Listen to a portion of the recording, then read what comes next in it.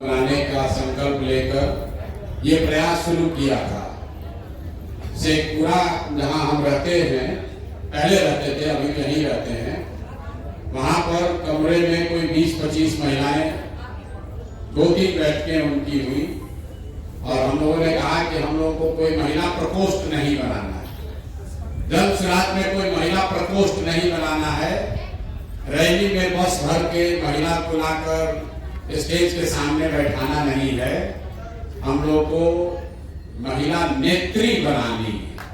वो महिलाएं जो नेतृत्व करना चाहती हैं। और उसका पहला पैरामीटर ये किया कि कम से कम 40 महिलाएं जरूर चुनाव जीतकर विधानसभा में पहुंचे। ये आज तक 75 साल के इतिहास में किसी दल ने 40 लोगों को, 40 महिलाओं को चुनाव लड़ने का अवसर बिहार में नहीं दिया। महिलाओं ने ये भी कहा, कई महिलाओं ने ये भी कहा भैया आधा हम लोग को मिलना चाहिए, किसी ने कहा भैया वह 1/3 मिलना चाहिए।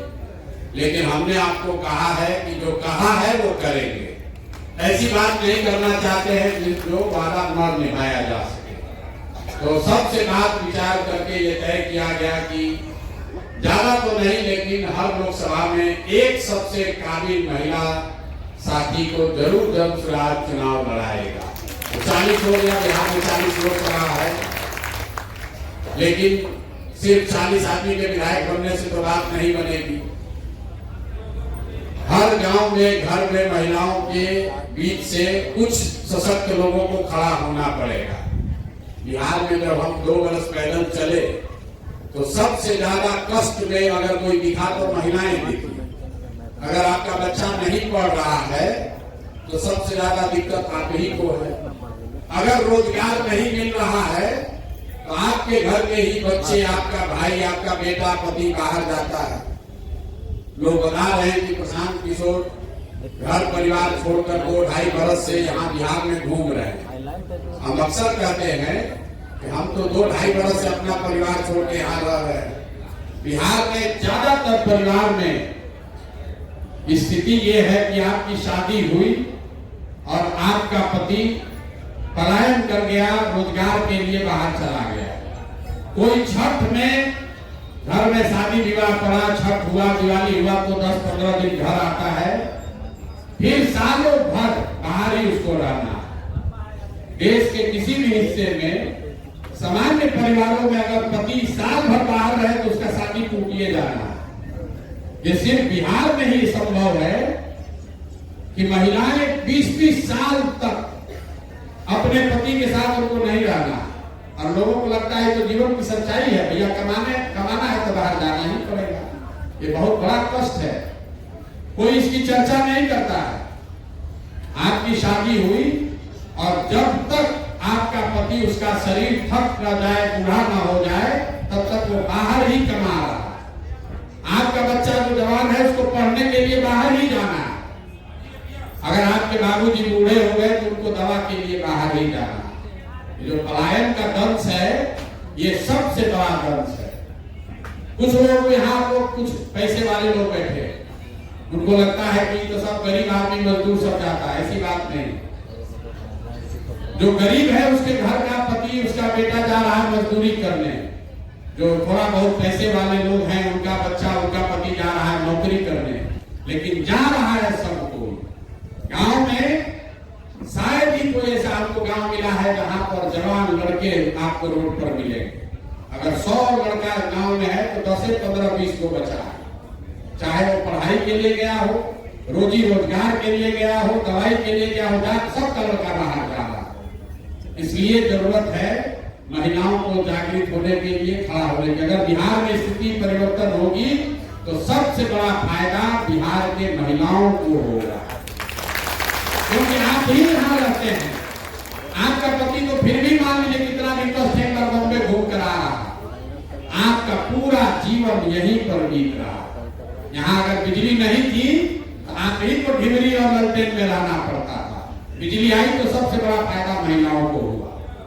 आपके घर में भी तो बिजली जल रही है, इसलिए व्यवस्था अगर सुधरेगा तो सबसे बड़ा उसमें आपकी सबसे बड़ी हिस्सेदारी है।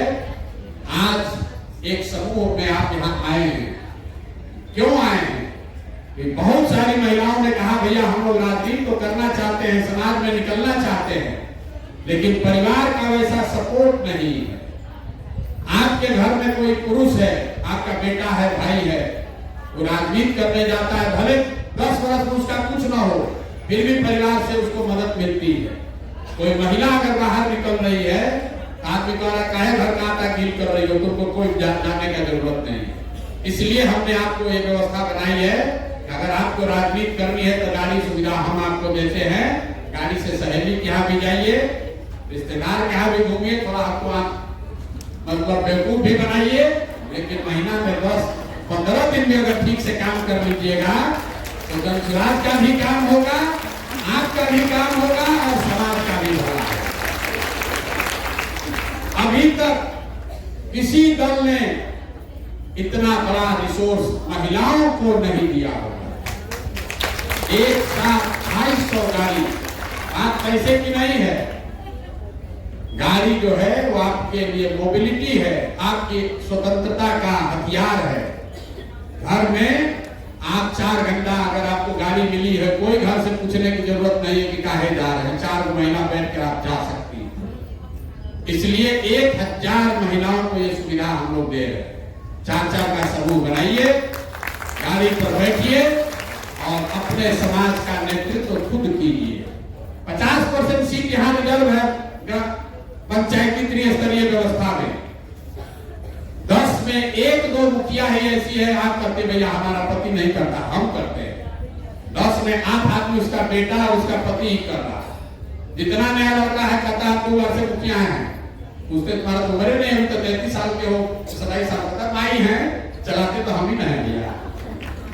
ये स्थिति बदलना चाहिए और आपको साधन मिले, व्यवस्था मिले, सहयोग मिले। अगर आपके पीछे लोग खड़े हो, हाथ पकड़ लें, आप में से बहुत सारे ऐसे काबिल लोग हैं जो खुद से लड़कर आगे बढ़ सकते हैं।